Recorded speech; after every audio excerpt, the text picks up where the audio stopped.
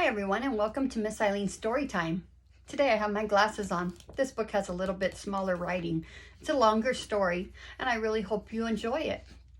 It's called A Bad Case of Stripes by David Shannon. A Bad Case of Stripes. Look it, my daughter got David Shannon to sign this. She got to meet him. That was pretty cool. He came to her school. Camellia Cream loved lima beans, but she never ate them. All of her friends hated lima beans, and she wanted to fit in. Camilla was always worried about what other people thought of her. Today, she was fretting even more than usual. It was the first day of school, and she couldn't decide what to wear. There were so many people to impress. She tried on 42 outfits, but none seemed quite right. She put on a pretty red dress, and then looked in the mirror, and then she screamed.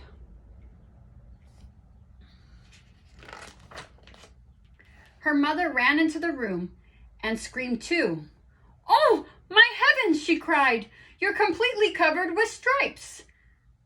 This was certainly true. Camilla's was striped from head to toe. She looked like a rainbow. Miss Cream felt Camilla's forehead. "Do you feel all right?" she asked. "I feel fine," Camilla answered, but she just looked at me.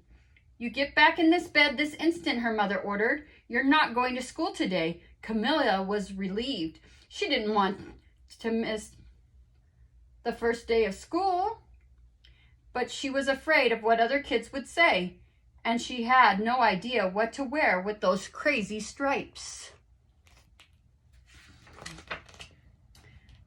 That afternoon, Dr. Bumble came to examine Camilla. "Most extraordinarily," he exclaimed. "I've never seen anything like it. Are you having any cough? Sneezing, runny nose, aches, pains, chills, hot flashes, dizziness, drowsiness, shortness of breath, or uncontrollable twitching?" "No," Camilla told him. "I feel fine." "Well then," Dr. Bumble said, turning to Miss Cream, "I don't see any reason why she shouldn't go to school tomorrow. Here's some ointment that should help clear up those stripes in a few days.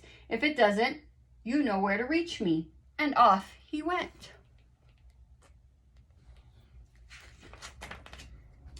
That next day was a disaster. Everyone at school laughed at Camilla, and they called her Camilla Crayon and Night of the Living Lollipop.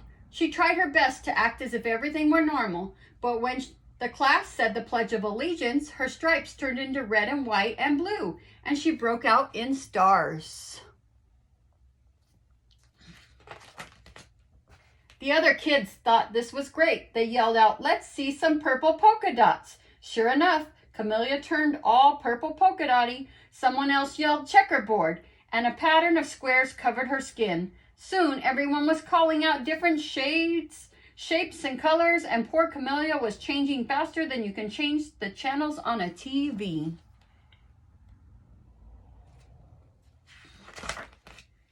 That night, Mrs.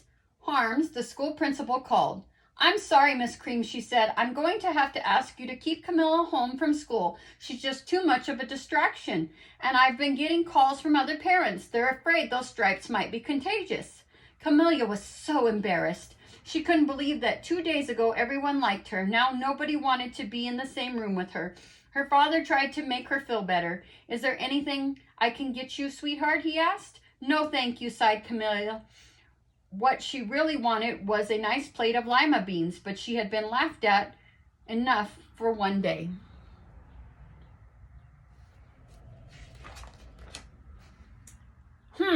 Well, yes, I see," Dr. Bumble mumbled when Miss Cream phoned the next day. "I think I'd feel better bringing in the specialist.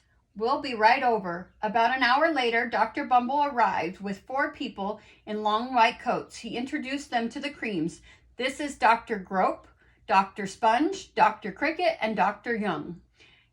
Then the specialist went to work on Camilla. They squeezed, and they jabbed, and they tapped, and they tested. It was very uncomfortable. "Well, it's not the mumps," concluded Dr. Grope. "Or the measles," said Dr. Sponge.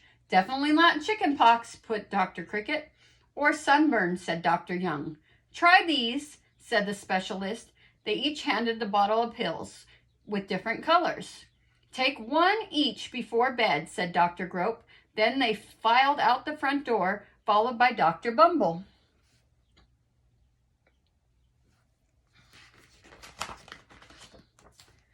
That night, Camilla took her medicine. It was awful. When she woke up the next morning, she didn't feel different. But when she got dressed, her clothes didn't fit right. She looked in the mirror, and there, staring back at her, was a giant, multicolored pill with her face on it. Dr. Bumble rushed over as soon as Mrs. Cream called, but this time, instead of the specialists, he brought the experts. Dr. Gord and Mr. Mellon were the finest scientific minds in the land. Once again, Camilla was poked and prodded, looked at and listened to. The expert wrote down a lot of numbers, and then they huddled together and whispered. Dr. Gord finally spoke. It might be a virus, he announced with authority. Suddenly, fuzzy little virus balls appeared all over Camilla. Or possibly some form of bacteria, said Mr. Mellon. Out popped squiggly little bacteria tails. Or it could be a fungus, added Dr. Gord. Instantly, Camilla was covered with different colored fungus blotches. The experts looked at Camilla and at each other. We need to go over these numbers again back at the lab, Dr. Gord explained. We'll call you when we know something. But the experts didn't have a clue, much less a cure. By now, the TV news had heard about Camilla. Reporters from the channel were outside her house telling the story of this bizarre case of incredible changing kid. Soon a huge crowd had camped out on the front lawn.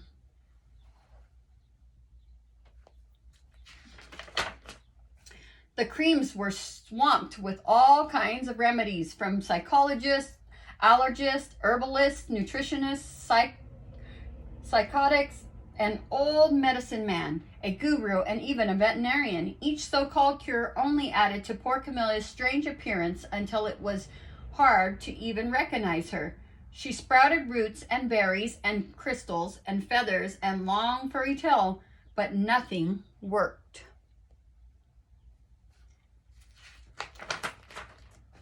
One day, a woman who called herself an environmental therapist claimed she could cure Camilla. Close your eyes, she said, breathe deeply, and become one with your room. I wish you hadn't said that, Camilla groaned. Slowly, she started to melt into the walls of her room. Her bed became her mouth, her nose was a dresser, and her two paintings were her eyes. The therapist screamed and ran from the house. What are we going to do? Cried Mrs. Cream. It just keeps getting worse and worse, and she began to sob.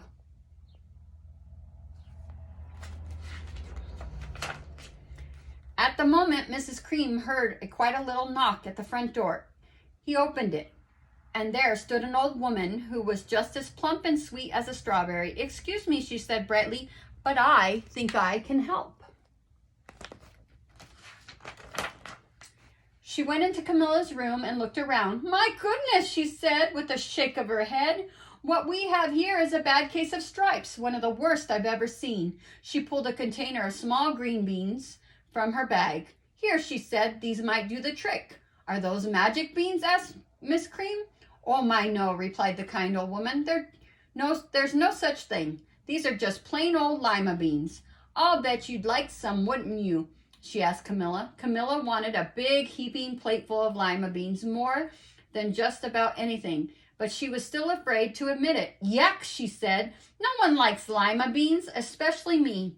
Oh dear, the old woman said sadly. I guess I was wrong about you. She put the beans back in her bag and started towards the door. Camilla watched the old woman walk away.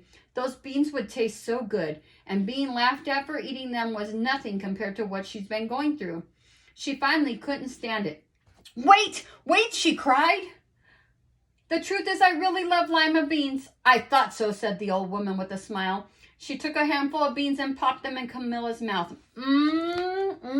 Said Camilla.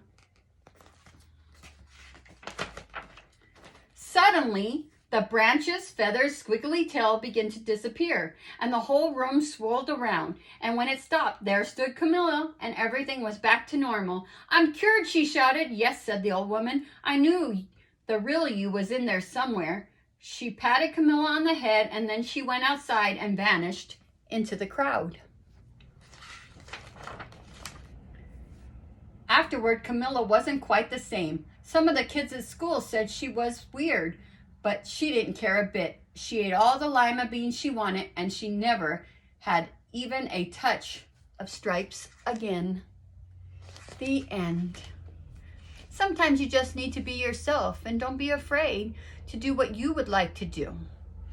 Don't worry about what other people think or say or do. Just be you.